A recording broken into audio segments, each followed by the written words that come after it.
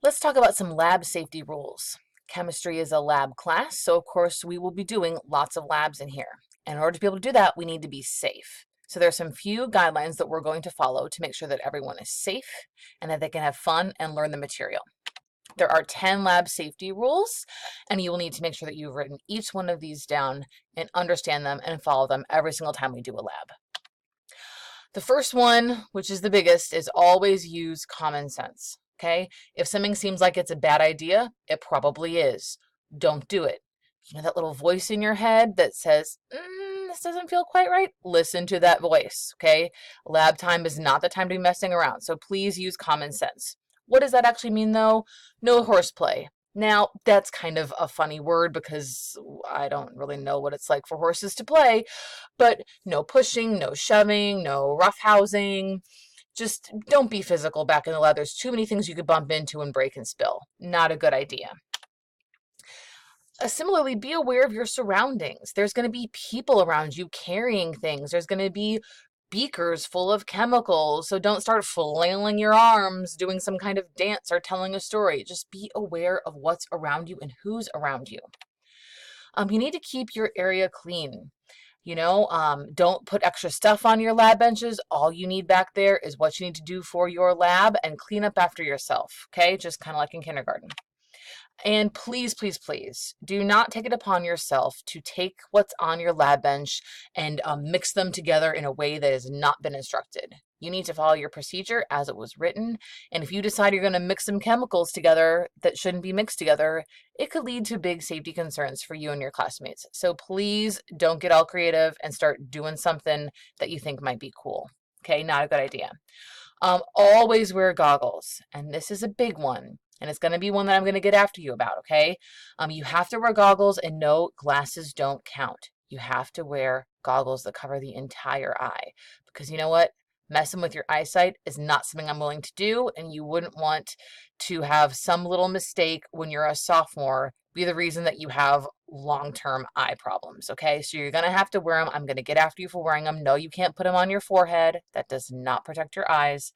And actually, it's a law by state that you have to do it. So we will be wearing eye goggles at any point in time, the entire time we're doing a lab at the lab benches, even during cleanup, because that's actually the most common time for you to get something in your eyes. And when you're washing something out, you get splashed back at you from the sink. So please, please, please always wear your goggles. The next one is to know the location of all safety equipment in the room. Now we've got lots of safety equipment, and so I'm going to take a quick pause here to show you some of the different things that we have that are specific to a science classroom that can help keep you safe.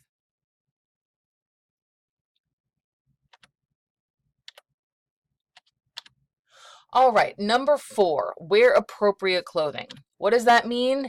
It means no open-toed shoes, no flip-flops, okay? If you were to drop any kind of thing on your feet and you were wearing flip-flops, it could be big, big problems. Also, no loose, dangly sleeves that could kind of drip into a beaker full of chemicals or into a Bunsen burner. We don't want it to catch on fire, okay? So I will let you know before a lab kind of what that might look like, but no open-toed shoes and no super loose, huge sleeves, okay? Number 5, tie long hair back. This goes for both males and females. If you have hair that's past your chin, you need to tie it back as best as you can, okay? We don't want your hair, again, dipping into chemicals or a flame, all right? Hair burns really, really easily, and you do not want burnt hair.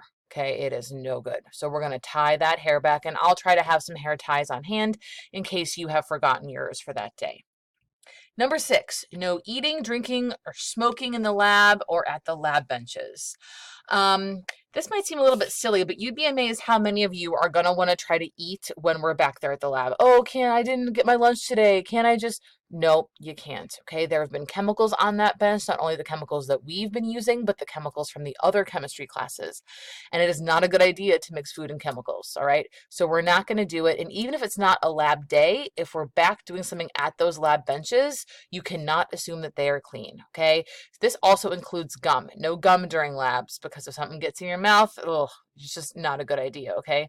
So we're not going to be eating anything, drinking anything, or chewing any gum in lab or at the lab benches, and obviously no smoking, but that is a whole school rule.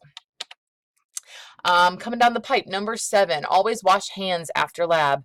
You never know what might have gotten on your skin, even if it doesn't feel like there's something on your skin. You know, you might not feel a burning, but there's something on your skin, and you wouldn't want to go to lunch later, and now all of a sudden you're eating your food, and now you've got the chemicals in your mouth. So wash your hands after the lab, and if we're out of paper towels or soap in the room, of course, you can always go to the bathroom to do so. Number 8, if there's any accidents, if anything spills, if something breaks, or if there's like a small fire and for some reason I don't see it or know about it, you please, please, please need to tell me. Okay, I will help you clean them up. I don't want you hiding something because it's broken. You're not in trouble. It's okay. I just need to know so that I can make sure it's cleaned up. And if we need to order a new one, I'll make sure to order a new one. Okay, so don't hide it in thinking that maybe you won't get in trouble or something. Okay, actually, you get in trouble if I find out you've hidden it. So please tell me if anything big happens. You know, going back to our fire safety, I showed you where all the fire equipment is, but you really shouldn't be doing that. I should be the one taking care of fires, unless, of course, I'm the one on fire. Then please, please, please grab that fire blanket and put me out. But otherwise, let me handle it, okay? I've been trained how to do so, and I can put things out if need be.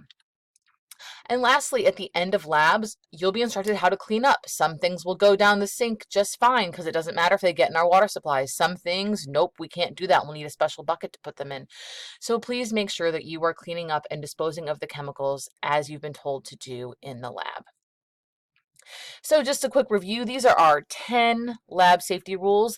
These will keep you safe and everyone around you safe so that we can have fun and learn chemistry and actually do the science while keeping ourselves safe.